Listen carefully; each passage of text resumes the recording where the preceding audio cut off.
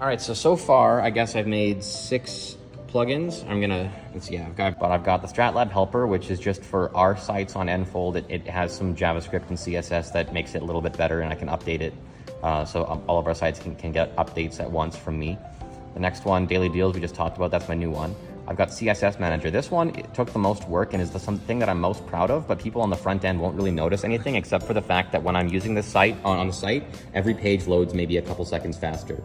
So as you can see in my CSS Manager tab, I've got all these files, which I can now turn on and off. I can choose the priority of them. I can choose where they show up, and I can even edit, and I've included a semantic code editor. As you can see, it's got markup, so I can write my CSS into here. It's got cache busting, which means that even though these files are cacheable on your browser when you load the page, whenever I make an update to it, it actually puts a query string in the embedded link to the CSS file, so that it'll cause your browser to re-download that CSS file if it's been edited, which means that it'll load a lot faster, because instead of just injecting all of the code directly into the header as plain text and waiting for that to download, you already have it cached in your browser. So you can actually see I've got AVS highlighter CSS, and it's got this version here, and that means, well, actually that's not that one. It's this one there, this version. This version is the last time it was edited, so that changes when I edit it, and so it causes it to re-download if it's been changed. But otherwise, it won't be downloaded every time, and it just pulls from your browser, so it's a faster loading experience. So why did you make these plugins? Like, how come now? Because I just learned how. How did you learn how? I don't know. Just tinkering with stuff. ChatGPT helped me learn a lot, but yeah, it's good. What are the other plugins I made? As we go back to my repository. Suppository? No, repository. Oh, there's a simple calendar, which is really cool, and Owl Carousel, which is just sort of a techie thing. But here, I'll show you a site that uses all 5 of them. That's Stesic Training. Cool. And it uses it quite well. Shout out to Deb. Yeah, absolutely. Deb is great. She's great to work with. So you'll see that the Owl Carousel is used here. It's swipeable, so on mobile you can use your finger to swipe back and forth. It's also got these controls, and you can see it's also got these dots. But on the mobile I had to get rid of the dots because there was too many.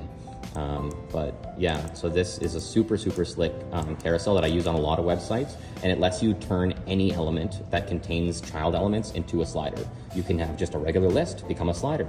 You can literally turn anything into a slider using a shortcode that I've set up. It's very simple.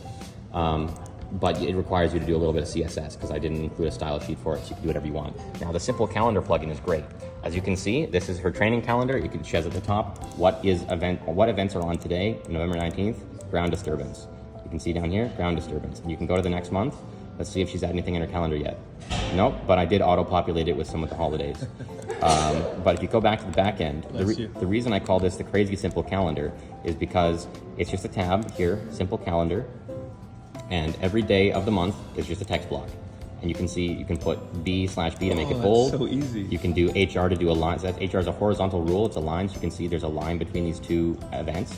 Just do HR, that's a line. Is that just HTML? Yeah, that's just simple HTML, yeah. B/B is bold, HR, and then you could do any HTML in here, but it's supposed to be quite simple. The idea is you make it very simple, and you can just choose the next month, select, and you can see now we're editing December.